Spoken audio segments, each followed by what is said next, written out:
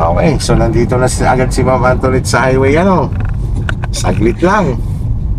Iikot na natin siya. Unahin muna natin dito sa malawak na kalsada. After nito, dala kami Barangay Roads. Uuwi kami ng school na siya na magdadrive. Isa sa estudyante ko to si Ma'am Antoinette na hindi ko naramdaman na kinakabahan. Hindi lang nagpapahalata kasi laging nakangiti kasi.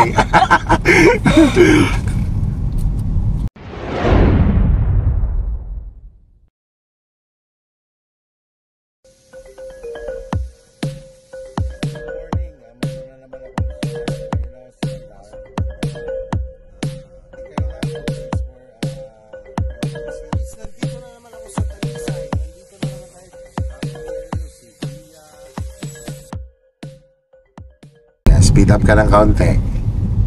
Dali mo sa 40. Yan.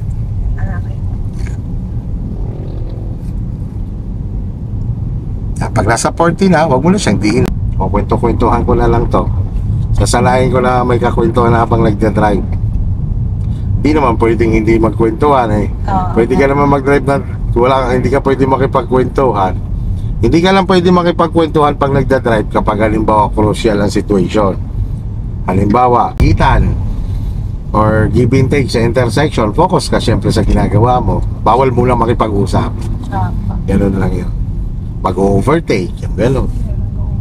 So dito naman sa kalsada, sabi nga doon sa theoretical, kapag ka ikaw nakakita ng emergency vehicle, ay dapat paunahin mo. Sa akin, additional reminder, lahat ng nagmamadali, paunahin mo. Ganun lang. Oo, kahit hindi emergency vehicle. Lahat ng nagmamadali, paunahin mo. Kapag may gusto mag-overtake, kaya mo maka-overtake. Basta stay on your lane ka lang. Ganyan lang naman. Hindi mo kailangan umalis dyan para sa kanila. Basta nasa tamang linya ka. Okay, so diretso lang po tayo. But before tayo mag-cross dyan sa intersection, observe ka. Ang direksyon po natin, Ma'am Antoinette, diretso. Yan, intersection po kasi yan. Nakita mo, naka-T. Mayroon pa kaliwa, may pakanan, may pa-diretso. Sige. Yan, katulad yan, pwede mong gamitan ng passing light, yung mga ganon. Yan ang pagkakataon. Okay, so lumagpas na tayo dito sa intersection. Sige, tuloy-tuloy lang po tayo. So kanina, sabi ko nga 40 lang. Dito pwede ka na mag 60. Kasi nga po, non-residential na siya. Halos, no? Doon kasi residential pa. But syempre, sa baguhan pa lang, dapat 60 lang tayo. Tapos pag medyo sanay-sanay ka na, bigyan lang kita paalala na itong kalsada na to, ang maximum na pwede nating itakbo dito 80 km per hour lang. Ay pwede magpatakbo dito ng 100 km per hour. Kasi ang tawag ko dito ay agricultural area. Mayroon dito mga magtatani, mga farmers natin na may mga gamit na kalabaw, kabayo. So sila may tendency na tumatawid sila sa kalsadang ito. Hindi inaalaw dito ang 100. Yung iba lang talaga, hindi mo lang mapigil talaga sa kanilang gusto. Ang mga driver po kasi, yung ibang driver, basta't nakakita ng maluwag, ay hala, sige. Pero nasa batas po na ang maximum speed ng ating mga malalapad na kalsada o national highway ay 80 lang. So mayroon sinasabi 100 maximum. Sa expressway po yun. Ang isa namang maingat na driver alam mo kung kailan ka magpapatakbo ng mabilis at kailan ka magpapatakbo dapat ng marahan lang. Katulad mamaya, pag nasa Barangay Road tayo, dapat not more than 30 km per hour doon. Kahit malapad pa ang kalsada ng Barangay Road, basta Barangay Road siya, hindi ka pwedeng maglagpas doon ng 30.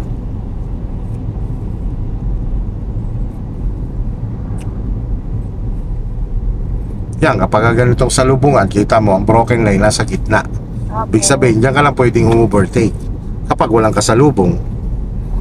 Tapos yun nga, isa sa tinuturo natin sa defensive driving, na kapag ang kalsada hindi mo masyadong natatanaw, or natatanaw ng malayo, dapat nagbabawas ka ng speed.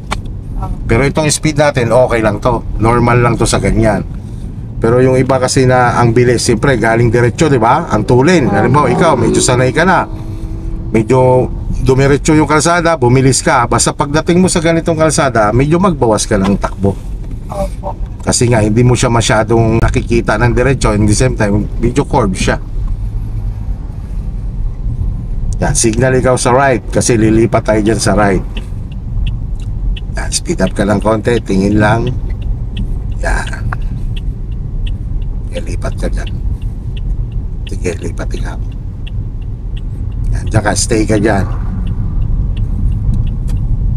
Okay yan, so dito, pwede ka dito mag 60, 40, ganyan. So kaya tayo pumwesto dito dahil nga yan ay para sa mas mabibili sa'yo. Yung linya na yan, yan nasa kaliwa mo. Yan, yung mga ganyan. Pag ikaw naman, ano mo, nandun ka, may mabagal sa unahan mo, hanggat maaari dito ka sa kanan o overtake. Kasi nakasulit line yung nasa... Kasi maraming nako-confuse dyan sa solid line. Tayo, sinasabi talaga natin na bawal mag-overtake dyan. Pero nabasa ko sa international standard na basta't nakasolid white line na diretso, okay lang mag-overtake sa kaliwa. Basta't safe, basta walang kasalubong. Relax lang, chill lang mag-drive. Katulad yan, nasa downhill na tayo. Nagawa lang isang maingat na driver dito, hindi nagpo-focus sa pagagas. Yan, tama yung ginagawa mo. Nakafocus ka sa pagbe-brake. Bumagal siya, bitawan lang si brake. At the same time, ito yung sinasabi kong pwede mong gamitan lang ng engine brake. Tingnan mo, tawakan mo yung gear stick mo. Hawakan mo, kabigin mo papunta sa'yo. Yan, naka-third ka, di ba? Hilahin mo pa pababa. Yan, bitawan mo brake mo. Tignan mo, galit ang makina, di ba? Yan, alalay lang. Yan, yun yung engine brake. Pero ito naman kasi slight lang. So, pwede itong alalayan ng third gear. So, ang purpose kasi ma'am ng engine brake, ito kasi yung tipong hindi mo kasi kailangan ibabad ang paa mo sa brake. Baga, binibitaw-bitawan mo yun kasi para hindi umiinit na sobra. Dahil pag umiinit yan, yun yung dahilan na naglo-loss of brake. Kailan mo po siya ibabalik sa 3 or dun sa normal na trip? Yan, pagpatag na, smooth na ulit ang road. Yan. Pwede na po. Oo, pwede mo siya ibalik ulit sa normal, sa drive.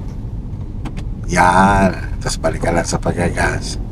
So doon mamaya may downhill pa rin pero slight naman siya. Okay lang nasa drive ka, basta gawin mo lang sa preno mo, alalay, bitaw, alalay, bitaw. Pag bumibilis, alalayan mo ng brake. Pagka bumagal, bitaw. Pa sa brake. Sa pagkaganyang pakurba. Oh, galing ako. Parang hindi day one eh. Parang papapasal na mukhang mo gusto na mag-drifting eh. Yan, alalay sa brake. Ito yung sinasabing napapasarap eh. Napapasarap sa bilis. Parang gustong paiyakin ang gulong habang kumukurba. Pero anyway, syempre, hindi safe yun, yung mga ganong klaseng driving. Lalo pag umuulan. Pero para sa akin kasi, alam mo kasi, ang driving skill kasi, ang driving kasi, kumbaga nakadepende yan sa experience mo eh. Kung experiensyado ka na kasi, kumbaga, kontrolado mo, nararamdaman mo na yan eh. Kung safe ka ba o hindi sa pagpapatakbo. Diretso lang tayo, diretso lang yan. Tapos pagdating doon may intersection, kaliwa tayo. Papunta tayo ng way ng papuntang Santo Tomas. Kaliwa po. Oo, kaliwa tayo dyan. So sa intersection na yan, sige, bitaw-bitaw lang muna sa brake. Magas ka man, bahagya, observe muna. Sa pagpihit ng manibela niyan, hindi malaki, no? Titingnan mo lang yung direction mo, dalalin mo lang siya sa direction mo. Okay, alalay. Yan. Okay, pasok. Ikot ang manibela, huwag masyadong magagas. Yan lang naman yan sa intersection, observe lang. Sige, diretso lang tayo.